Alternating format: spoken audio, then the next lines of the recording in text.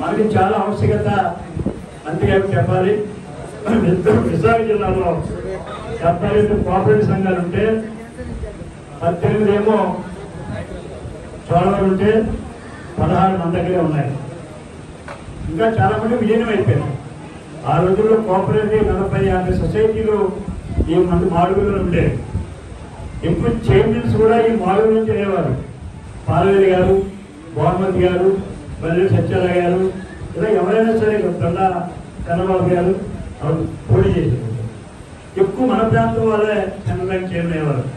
అయితే అదృష్టం స్వాతంత్రం రైతు, ఒక బీసీ నాయకుడు, ప్రజలతో సత్సంబంధాల నాయకుడు గ్రామానికి చైర్మన్గా రావడం మొట్టమొదటి నాకే తమ్ముడిగా అనుబంధమైన వ్యక్తిగా మరి ఈ ఇద్దరు నాయకత్వంలో. అయితే హౌసింగ్లో మంత్రి గారికి చేతోడు వాతోడుగా మన అదృష్టం ఇంకొక చైర్మన్ ఉన్నారు. మనకి హౌసింగ్ చైర్మన్ నాటకాల్లో కూడా హౌసింగ్ చైర్మన్ అయ్యారు. అంచేత ఈ ముగ్గురు నాయకత్వంలో ఇవాళ కోఆపరేటివ్ వ్యవస్థ తాతారావు గారు ఇందాక చెప్పారు. మరి రైతాంగానికి బ్యాంకులకు వెళ్ళాలంటే జాతీయ బ్యాంకులకి 33 కాగితాలు అడుగుతారు. చాలా ఇబ్బంది పడతారు. ఒక్కసారి అది క్రెడిట్ ఉందని చెప్పి వాళ్ళు ఓడిపోవచ్చు, క్రెడిట్ లేదని.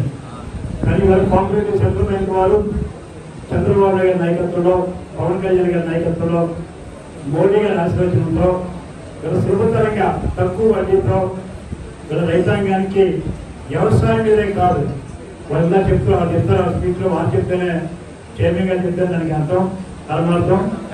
అంచేత వారు ఆ సొసైటీల వలన మనకున్న లాభం ఏంటి, ఈ ప్రాంతానికి ఏ రకం ఉపయోగం ఉందో తాతగా చెప్తారు. ముఖ్యంగా పాఠశాల బీసీ గారిని ఆయన ఎంత ఉదాహరణ స్వభావం అంటే చెప్పాలి. వాస్తవం కూడా గత ప్రభుత్వం ఎన్టీఆర్ భరోసా ఇల్లును జగనన్న కోవాలని పేరు చెప్పి అలకొరగా పద్ధతి లేకుండా ఒక సీట్లోనే ఇంటికి దూరం లేకుండా ఇష్టానుసారంగా వాళ్ళు నిర్మాణం చేశారు. అది ఎలా అంటే లబ్ధిదారికి పూర్తిగా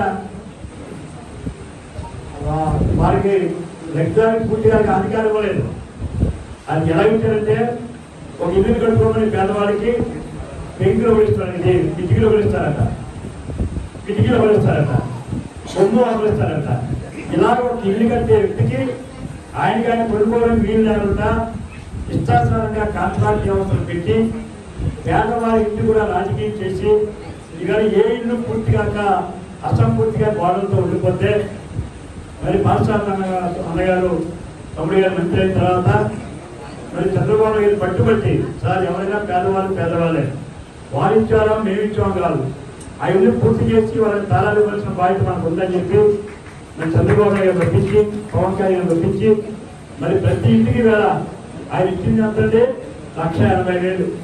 ఆ 1,80,000 ఎవరిది? గవర్నమెంట్ ఆఫ్ ఇండియా, మోడీ గారి దేవాలు వచ్చింది.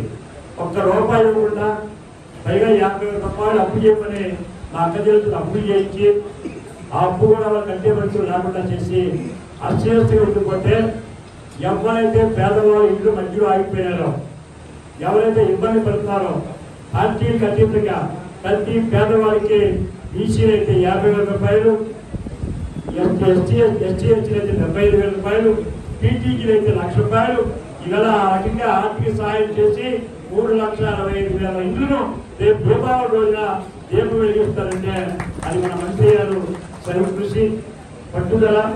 మరి అన్నగారు ఆ రకంగా చేసినందుకు అభినందిస్తూ అన్నగారు ఇచ్చిన రిక్వెస్ట్ మరి 14-19లో కూడా ఆ రోజు ఎమ్మెల్యేలో ఉన్నప్పుడు మేము కొన్ని ఇల్లు స్టార్ట్ చేసాం. ₹1 వడ్డీ అకౌంట్ ఓపెన్ చేసి ఇల్లు అయితే పూర్తి అయిపోయినాయి. పేమెంట్ ఇచ్చే టైంలో ఈ దుర్మార్గుడు మరి అధికార మీటింగ్ అయినా చెప్పినప్పుడు ఈ జగన్మోహన్ రెడ్డి కక్ష కట్టి ₹1 కూడా పేమెంట్ అవ్వకుండా అభివృద్ధాలు చేశారు. మీరు ఎంతో ఉన్నత స్వభావంతో మరి రాజకీయాలకు అతీతంగా కక్షలు లేకుండా మీరేమో గత నిర్మాణానికి డబ్బులు ఇస్తున్నారు. మరి దయించి మీరు చంద్రబాబు నాయుడు గారు, లోకేష్ గారు మరి ఆలోచన చేసి ఆ పేదవాళ్ళకి కూడా మీరు డబ్బులు ఇవ్వాలని చెప్పి చాలా మంది అకౌంట్ వేసుకొని ఇల్లు కట్టుకొని పేమెంట్ నాకు ఇబ్బంది పడుతున్నారు. వారు కూడా మీరు ఆర్థిక సాయం చేయాలని నేను కూడా కోరుతూ మరి ముందు చేద్దాం సన్మానం